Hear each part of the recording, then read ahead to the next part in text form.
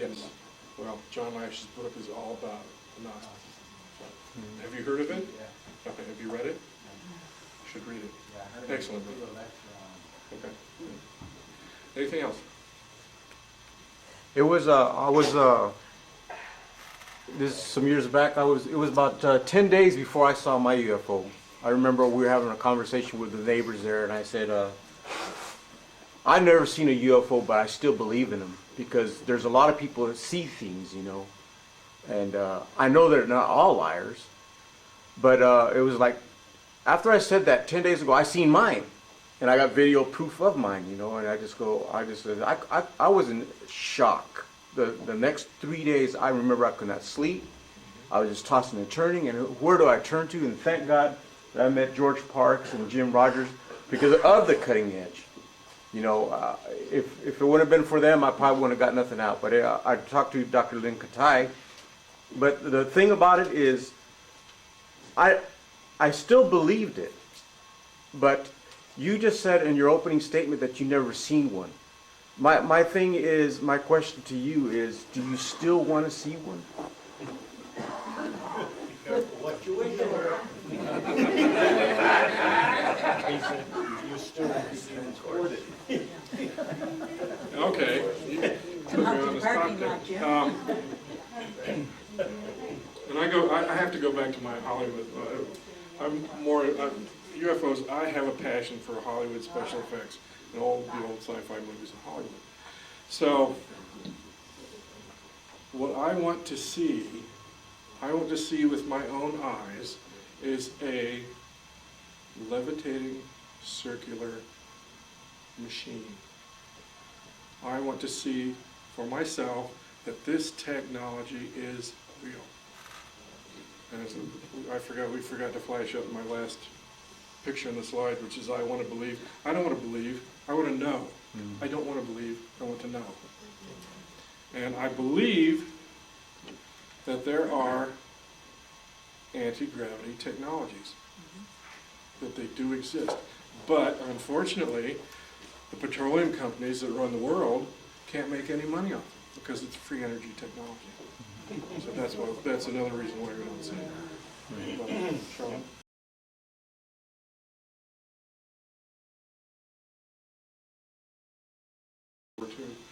It's like, was that actually a huge soul harvesting project with their group, with their interaction with extraterrestrials?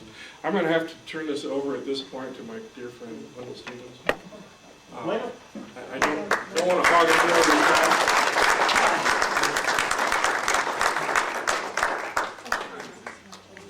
Pioneer UFO investigator. Look at you, still going at it. It's like, you're outrageous. You're wonderful.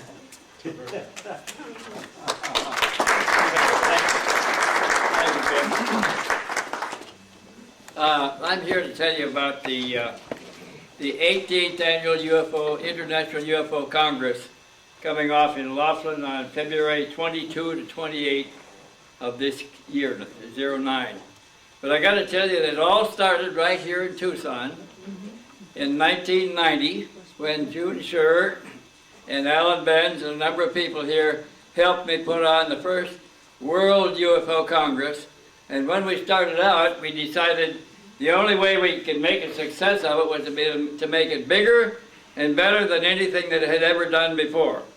And so we started out planning a whole week of lectures. We had 35 speakers. 1/3 of them came from outside of this country, speaking on events happening in their own area. And we rented a nice hall. We put all of our volunteers in uniform so that the visitors could find anybody they wanted to ask a question of. We rented vans and shuttled the speakers around to show them the city and things. And it was a successful operation. It cost, I took in $78,000, and when I settled all the bills, it cost me $81,000. So I lost a little bit of money on that. And Bob Brown was at the Congress there, and he said, let's do another one next year. I said, oh, I can't afford it. He said, what if I put up the money? I said, I'll help you pick speakers, but I don't want any part of it.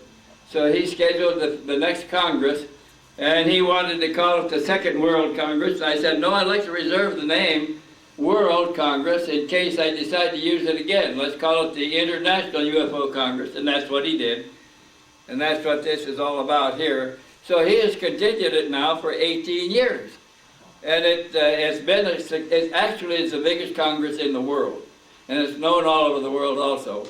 There have been times when we wanted to uplift the Congress onto satellites so anybody could copy it anywhere in the world. It hasn't succeeded yet, but that was one of Jim Delatosa's big projects. Never came off. But that's what this is all about. There are 35 speakers, 1/3 of them from elsewhere, other countries outside of this one, all talking about events happening in their part of the world. It's actually, the Congress doesn't cost you any more than a week in Laughlin if you just bought the hotel. And you get the Congress free because the cost of I think it's about $400 now. If you rented a room for a week in Laughlin, that's what it would cost you.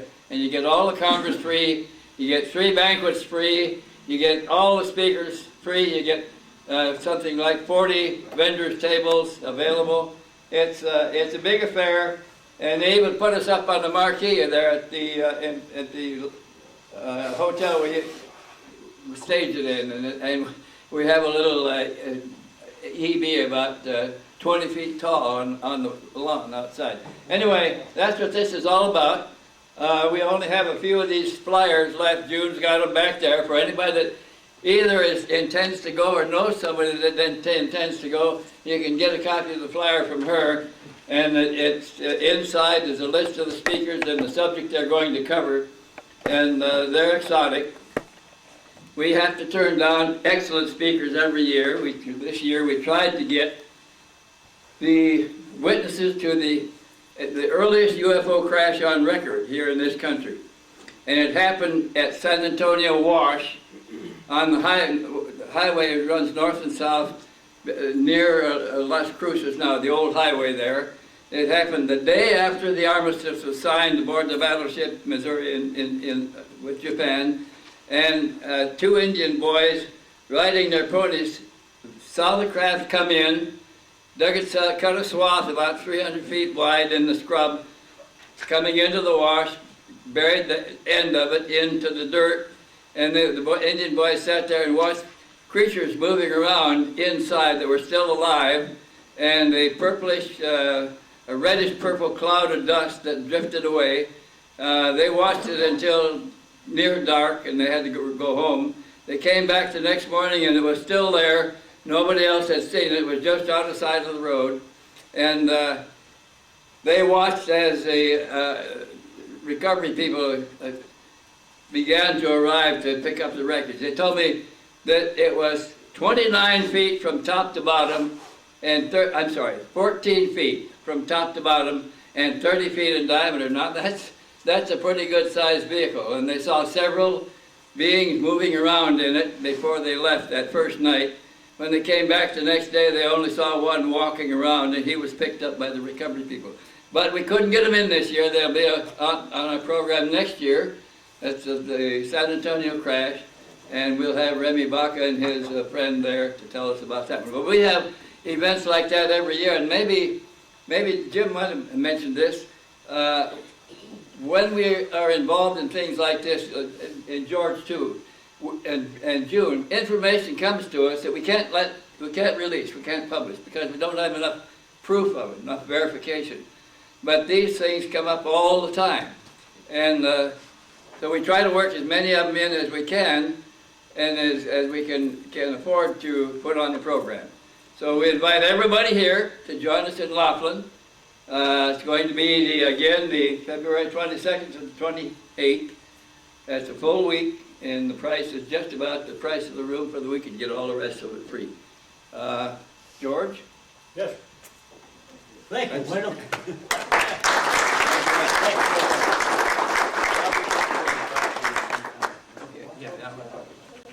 Yeah. Yes. Let's let him tell about this picture that he brought for me. Okay, got one more thing. June wanted me to bring her a copy of a poster that we printed.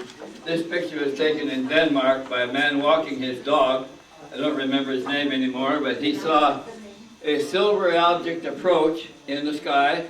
He was carrying a camera and began taking the picture, and then it began to emit a fog that drifted off and looked like heavy vapor drifted off below it, and then the object flew away and left the fog cloud that just blew away. He got one picture with his camera before it was gone.